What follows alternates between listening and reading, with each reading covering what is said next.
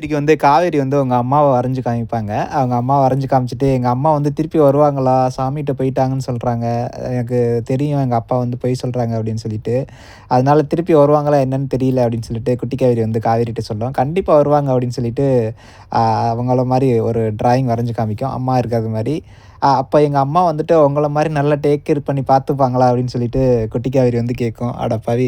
அம்மாட்டயே இப்படி கேட்கிறியேம்மா அப்படிங்கிறது மாரி இருக்கு. எப்படா உங்க அம்மா வந்து காவேரி தான் தன்னுடைய அம்மா அப்படின்னு எப்படா தெரியும் அந்த குட்டி காவேரிக்கு அப்படிங்கிறது மாரி இருக்கு. ஸோ தெரிஞ்சா செம்மையா இருக்கும். அதுக்கப்புறம் வந்து மீட் பண்றதுக்காக கூட்டிட்டு போவாங்க அப்பாவ. அது மீட் பண்ண முடியாம போயிரும்.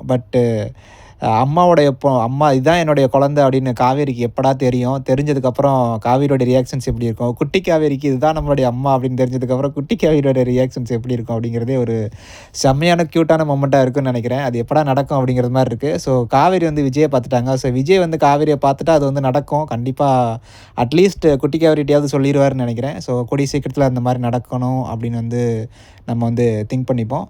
ஸோ இதில என்ன ட்விஸ்ட் வச்சிருப்பாங்க அப்படின்னு நெனைக்கிறேன்னா, இன்னைக்கு வந்து காவேரிக்கு வந்து மாப்பிள பார்க்க வராங்க.